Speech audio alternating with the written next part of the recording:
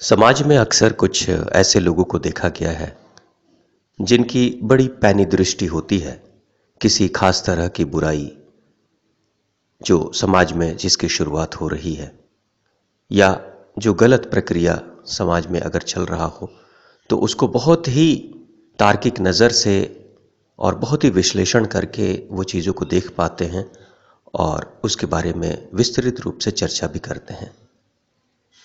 यहाँ जो बहुत गहरी बात प्रकृति के तरफ से इशारे किए जा रहे हैं, उस व्यक्ति को जिसके अंदर ऐसी दृष्टि हो बुराइयों को देखने की, प्रकृति इशारा कर रही है विचार के रूप में। आपके अंदर विश्लेषण करने की शक्ति तो प्रकृति दे ही रही है, लेकिन साथ में प्रकृति की यात्रा सिर्फ वहीं तक रुक नहीं रही है। प्रकृति आगे के लिए भी कह रही है कुछ और भी सोचो, कुछ और भी इसके ऊपर विचार करो, कुछ कदम आगे और चलो, क्योंकि समस्याओं के ऊपर दृष्टि तो अभी आपकी आई है, समस्याओं के समाधान के ऊपर भी और उसके उपाय के ऊपर भी दृष्टि चली जाएगी। लेकिन थोड़ा कदम बढ़ाओगे तो जिन किसी दृष्टि में समस्याएं दिखाई दी हैं, उन्हीं मस्तिष्क में समाधान भी आ जाएंगे और वो इंसान चाहे तो उस समस्या के समाधान के लिए खुद आगे बढ़कर सहयोगात्मक रूप से वो उस समस्या को समूल नष्ट कर सकता है या उसमें रोकथाम करता है। लेकिन अक्सर खास तरह के प्रबुद्ध वर्ग में देखा गया है कि समस्याओं की चर्चा, चाहे वो समाज में हो, परिवार में हो, देश में हो या पूरे विश्व में हो, समस्याओं की चर्चा वो अक्सर बहुत करते हैं और समस्याओं के बारे में बहुत सारी चिंतन भी करते हैं, लेकिन उसके समाधान के लिए वो कोई भी प्रयास नहीं करते हैं। जबकि वो अगर प्रयास करें, कदम आगे बढ़ाएं तो उन्हें समाधान भी मिल जाएगा, लेकिन उनकी यात्रा सिर्फ चर्चा तक ही बात सीमित रह जाती है, जिसके कारण से समाज की वो खास तरह की बुराइयां कभी भी खत्म नहीं हो पाती है, कमियां कभी भी खत्म नहीं हो पाती, क्योंकि हम सिर्फ विचारों तक ही बातों को सीमित कर देते हैं, उसे क्रियान्वित या कार्य रूप में नहीं उतार पाते हैं। अब यहाँ जो बहुत गहरी बात है कि अगर सिर्फ हम बुराइयों की चर्चा करें तो क्या हम उम्मीद करते हैं कि बुराइयां खत्म हो जाएंगी? अव्यवस्था चाहे किसी भी स्तर पे हो वो खत्म हो जाएगी? कभी नहीं हो सकती जब तक कि कोई उसके लिए प्रयास न करे। और हर बात के लिए ये दोषारोपण कर देना या जिम्मेदारी को सरकार, चाहे वो राज्य सरकार हो, चाहे केंद्र सरकार हो या स्थानीय सरकार हो, उसके ऊपर सिर्फ छोड़ देना कि ये उनकी जिम्मेदारी है कि वो उसको बेहतर करें और ठीक करें, मैं तो बस सिर्फ चर्चा करते रह जाऊंगा। लेकिन इसी हमारे ही समाज में कुछ ऐसे भी लोग हुए हैं जिनकी दृष्टि समस्याओं के ऊपर आई थी, मगर वो सिर्फ समस्याओं की चर्चा करके अपने आप को उन्होंने रोका नहीं, आगे भी वो चले हैं। जैसे एक इंसान, हजारी नाम का एक इंसान, जिस समय उसको लगा कि पेड़ बहुत कट रहे हैं और वृक्ष अगर कटते चले जाएंगे तो हो सकता है कि आने वाले वक्त में बारिश नहीं हो पाएगी और खेत सूखे पड़ जाएंगे, हमें अनाज नहीं मिलेगा, पीने के लिए जल नहीं मिलेगा, तो काफ़ी बातें उसने की लोगों से कि पेड़ मत काटो, नए पेड़ को लगाओ, लेकिन किसी ने उसकी बात को नहीं मानी।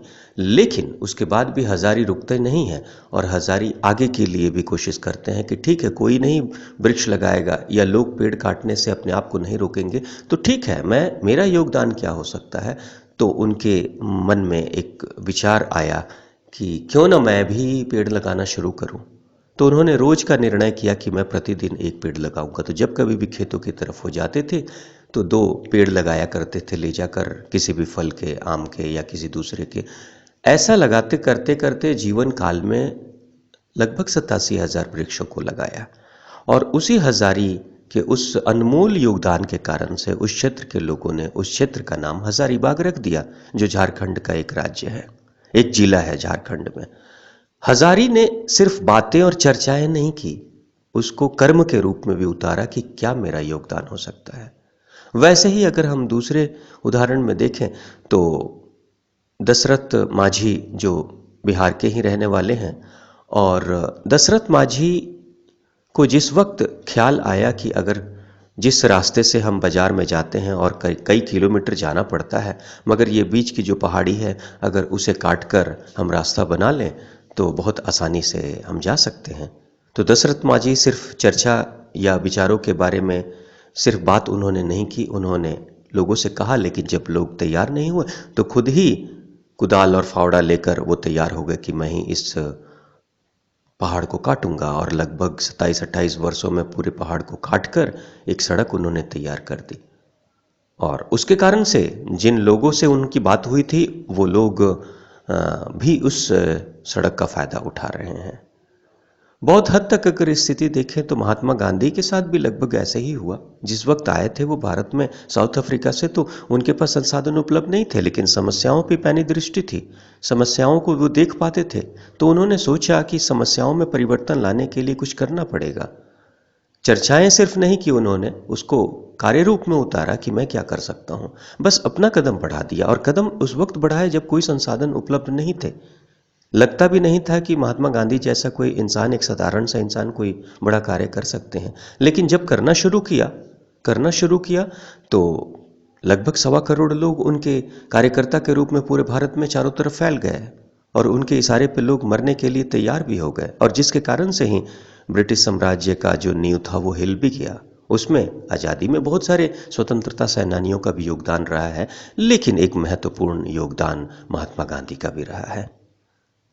अब यहाँ जो हमारे लिए बहुत रहस्यपूर्ण बात है कि प्रकृति ने अगर आपके अंदर वो दृष्टि दी है किसी भी समस्या को देखने की, तो प्रकृति सिर्फ वहीं तक नहीं रुक रही है। प्रकृति आपसे उम्मीद ये भी करती है कि आपके पास समाधान के लिए भी उपाय आएंगे, लेकिन आप कदम तो बढ़ाओ। आप जब कदम बढ़ाओगे तो उससे जुड़ी हुई जो भी संसाधन या सामर्थ्य की ज़रूरत पड़ेगी वो सारी चीज़ें आपके पास मिलेंगी। मगर हमारी यात्रा सिर्फ बातों तक रह जाती है, सीमित चर्चाओं तक रह जाती है, जिसके कारण से समाधान नहीं मिल पाता है और समाज में किसी भी तरह का कोई परिवर्तन नहीं हो पाता है। बहुत बातें हो गई बुराइयों की, बहुत बातें हो गई अंधकार की। अब तो ज़रूरत है एक दीपक जलाने की, एक दिया जलाने की। हम क्या कर सकते हैं, क्या योगदान हमारा हो सकता है? हम कदम तो बढ़ाएं। अंतिम मंजिल को देखकर ही पहला कदम बढ़ाएंगे, उससे ज़्यादा बेहतर होगा एक कदम तो बढ़ा दें। मंजिल के पास जिस दिन जाएंगे उस दिन मंजिल दिख ही जाएगी। धन्यवाद। आपका दिन शुभ हो।